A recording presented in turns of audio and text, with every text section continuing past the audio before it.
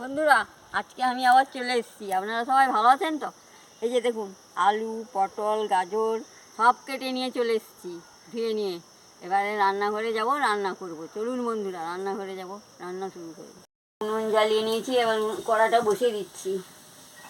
হয়ে গেছে, আমি তেলটা দিয়ে দিচ্ছি। আমি আলু আর গাজরটা দিয়ে দিচ্ছি, দিয়ে ভালো করে ভেজে নিচ্ছি।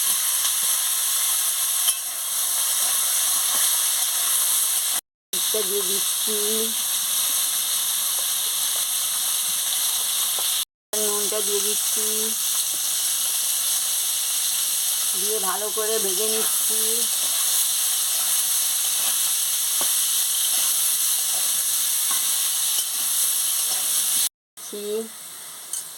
দিচ্ছি পটলটা দিয়ে ভালো করে ভেজে নিচ্ছি।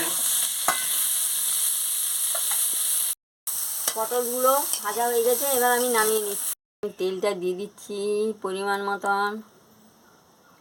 গরম হয়ে গেছে, আমি পেঁয়াজ বাটাটা দিয়ে দিচ্ছি, দিয়ে ভালো করে ভেজে নিচ্ছি।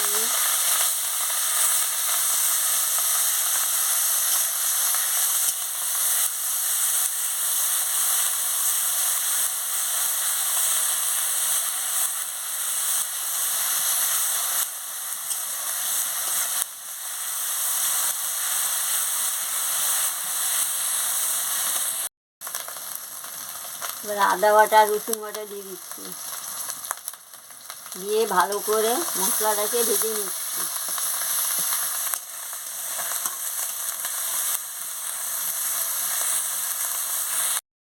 টমাটো আর হলুদের গুঁড়ো, লঙ্কার গুঁড়ো, জিরে বাটা দিয়ে দিচ্ছি, দিয়ে ভালো করে মশলাটাকে কষিয়ে নিচ্ছি।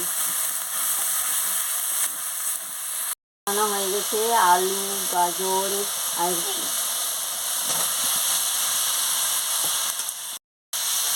পটলও দিয়ে দিচ্ছি, তার সঙ্গে ভেজে রেখেছিলাম, দিয়ে মশলার সঙ্গে ভালো করে কষিয়ে নিচ্ছি।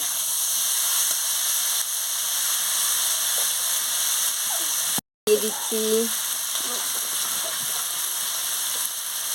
দিয়ে ভালো করে কষিয়ে নিচ্ছি।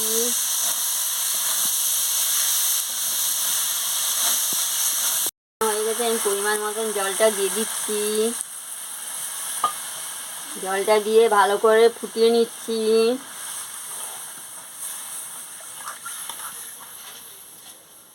নামিয়ে নিচ্ছি। তবে পটল, আলু, গাজর দিয়ে রান্না করে খাবেন, খুব ভালো লাগবে। ভালো লাগলে আমাকে লাইক করবেন, শেয়ার করবেন, মেসেজে লিখে জানাবেন, সাবস্ক্রাইব করবেন, বেল আইকনটি বাজিয়ে দেবেন, আমার ভিডিওটা শেয়ার করে দেবেন। আমি আবার কালকে ফিরে আসছি। রঙটা দারুণ হয়েছে, গন্ধটাও দারুণ বেরিয়েছে।